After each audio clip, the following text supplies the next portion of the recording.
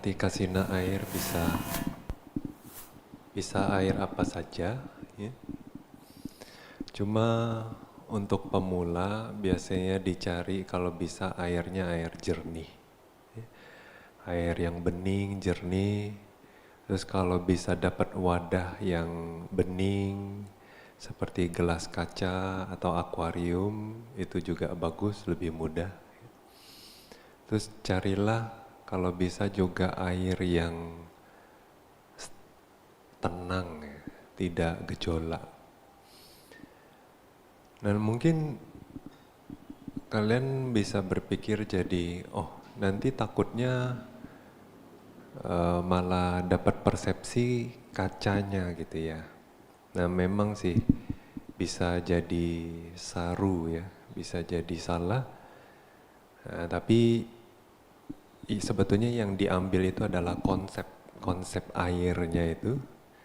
Nah, kalau kelihatannya karena kan airnya bening dan diam seperti itu, kalian bisa berpikir seperti kaca gitu. Tapi tidak apa-apa, sebetulnya yang stabil seperti itu malah lebih bagus, lebih mudah dipertahankan.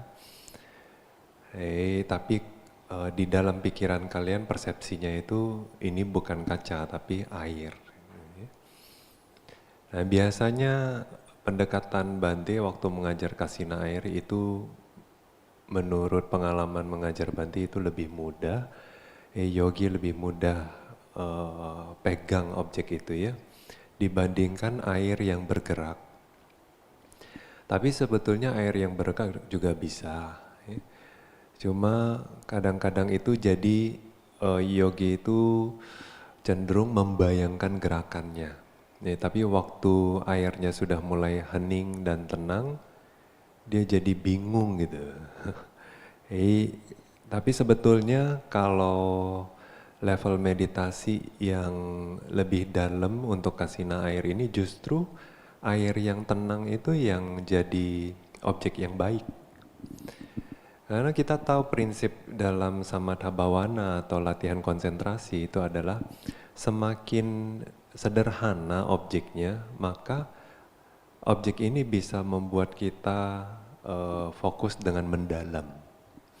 Jadi kalau fokus dengan objek yang bergerak itu konsentrasinya nggak bisa dalam. Nah terus kalau kita tahu bahwa objek yang semakin sederhana itu semakin bagus untuk konsentrasi, maka kalau misalnya banyak kayak kotoran di atas air itu jadi ganggu. Terus juga termasuk warna, ya warna itu mengganggu. Jadi waktu fokus ke air hanya pahami atau bayangkan dia sebagai air saja. Kadang-kadang kalau kalian nggak bisa dapetin gelas kaca, kalian bisa taruh di ember. Cuma ember kan susah ya, ada warnanya. Nah, untuk semua orang sulit, tapi untuk beberapa orang dia bisa dapat konsep airnya. Nah, jangan perhatiin warna embernya. Jadi nanti kalau waktu kita lihat, terus kalau menurut kita persepsinya udah kuat ya, ingatan itu udah kuat tentang air itu, nah kita bisa tutup mata dan visualisasikan apa yang barusan kita lihat. Nah tapi harus ingat lagi bahwa jangan ikut sertakan warnanya. Tapi kalau warnanya muncul gimana Bante? Tidak apa-apa, tapi jangan fokus ke warnanya, fokus ke airnya saja. Terus bilang bahwa ini air. Nah jadi kalau nanti seberjalannya waktu, sisa di batin Anda tinggal air saja, terus warna embernya hilang atau embernya bahkan hilang ya, itu malah bagus. Nah karena ujung-ujungnya kita akan usahakan bahwa air ini kayak nyelimutin kita gitu, jadi kayak dinding air di depan kita itu. Atau bahkan seperti kalau kalian berenang, kalian masuk ke dalam air kan kalian ngelihat di dalam kolam renang itu semua air ya. Jangan perhatiin dinding tehelnya, jangan. Kayak bisa bayangin kalian semua diselimuti oleh air. Nah itu malah bagus gitu.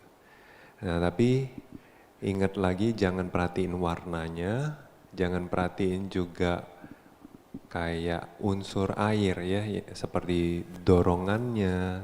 Kadang kan kalau kita di dalam air kan kita terdorong-dorong oleh ombaknya gitu ya. Nah, atau misalnya rasa dinginnya jangan diperhatiin.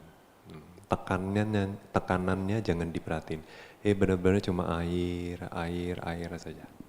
Nah, kalau semua batin Anda terselimuti oleh air atau kelihatan seperti dinding air gitu, nah itu malah bagus.